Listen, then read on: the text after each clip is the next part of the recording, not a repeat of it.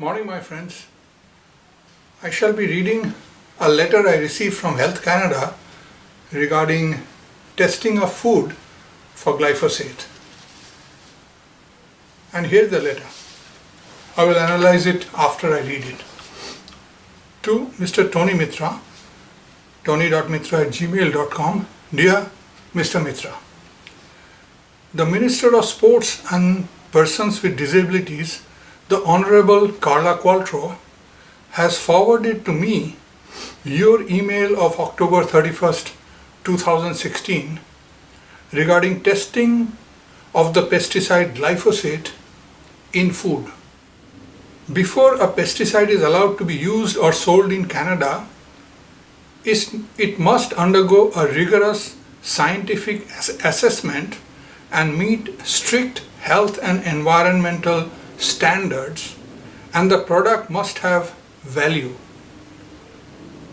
This includes examination of both active ingredient and the formulated products. Pesticide must be used according to labeled directions under Pest Control Product Act. Registered pesticides regularly undergo re-evaluation to ensure that they continue to meet modern standards for human health and environmental protection and provide value. In 2015, Health Canada's Pest Management Regulatory Agency, PMRA, published the outcome of its extensive re-examination of glyphosate for public comment, which concluded that the products containing glyphosate do not present unacceptable risks to human health or the environment when used according to the product labeled directions. Following consideration of the comments received on this proposal, a final re-evaluation decision for glyphosate is anticipated to be published by March 2017 on Health Canada website. You may find additional information to the above noted consultation at, and there is a very long web link which I will include in this document which will be attached to this video. Please note that maximum residue limits in bracket MRLs are set for pesticide residues in food in order to keep human exposure well below levels that could pose a health concern. The Canadian Food Inspection Agency is responsible for monitoring pesticide residues in food and routinely monitor food to ensure these levels are not exceeded. Their reports routinely indicate a very high level of compliance. In November 2015, the European Union member states finalized their reassessment of glyphosate, concluding that glyphosate is unlikely to pose a carcinogenic hazard to humans. In May 2016, the Joint Food and Agriculture Organization World Health Organization meeting on pesticide residues concluded that glyphosate is unlikely to be genotoxic at anticipated dietary exposures and that it is unlikely to pose a carcinogenic risk to humans from exposure through the diet. Currently, no pesticide regulatory authority in the world, including Health Canada, considers glyphosate to be a carcinogenic risk of concern to humans. The PMRA is continuing to monitor new findings related to glyphosate and will take appropriate action if unacceptable human health or environmental risks are identified. I hope that my comments are helpful in addressing your concerns. Sincerely, Richard Aucoin, PhD, Executive Director, Executive Director of Health Canada, CC to Honorable Carla Qualtrough, an MP, my constituency. Now, this is a letter I received and it tells me a few things.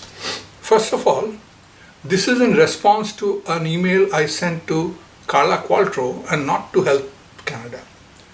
And in that letter, it was generated by this petition that I'm raising for local government to start testing food for glyphosate.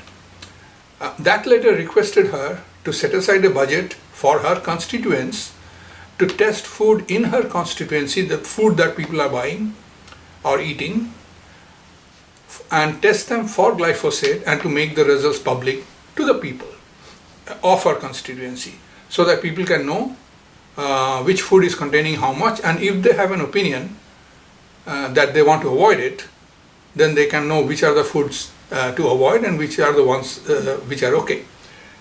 She did not, apparently from this I understand, she did not respond to me first of all. So I did not receive any response.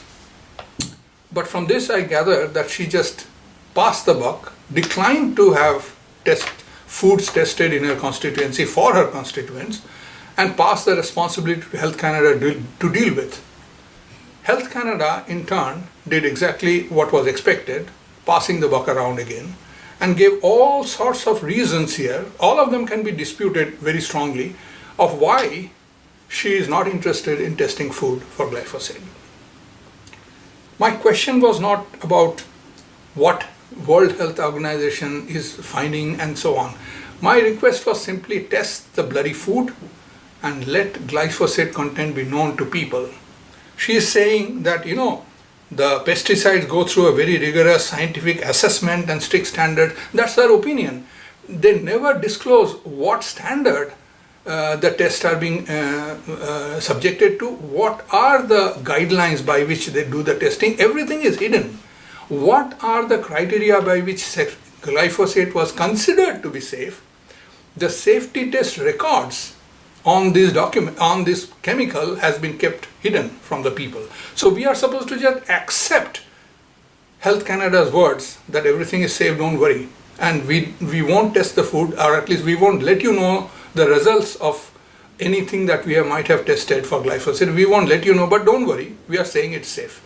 This is what basically the letter says. Now, my point of raising that petition was not just to ask the government to start testing. That was, of course, the apparent reason, apparent goal of that petition.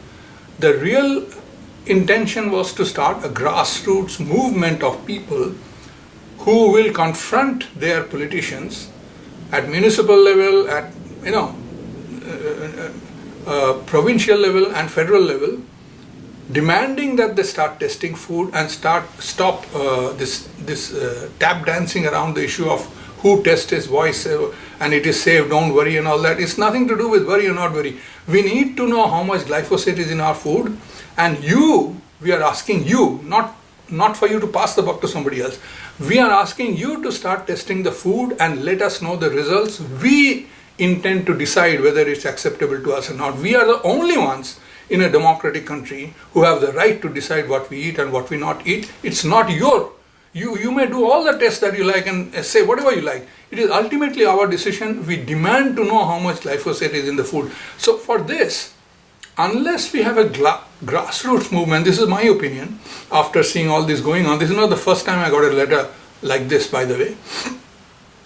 It's my opinion that unless we have a huge grassroots support of people literally leaning on their representative, on the elected body, on the public servants, leaning on them to say that either you start testing the food for us or we are going to have your seat given to somebody else. We are literally going to boot you out of your chair and toss you into your political career into the Pacific Ocean or Atlantic Ocean or Arctic Ocean, whichever ocean you like.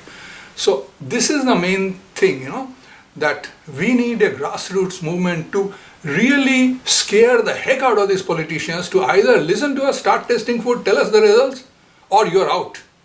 This is the purpose of this petition, and this is why I'm making this video. I hope you people are in agreement, and if so, please lean on your own representatives local, wherever you are, whether you're in Texas or in Montreal, whether in Vancouver or in Delhi, India, lean on them, tell them to start testing food, give them official letters, let me give them official letters if you do not want to, give me the details, and publicize their response or non-response or non-commitment or trying to bypass, tap dance around the issue, do everything possible except to test the food and let the people know. Let these be exposed so that more people begin to threaten the government. You either do this or threaten these public servants, either do this or you're out. This is the only thing that I think might work if we still have a functioning democracy. And that's all for today, folks. This is what day is it? It's 28th of December. Not many days left in the year. Wishing you all season's greetings and a very famous 2017. Thank you.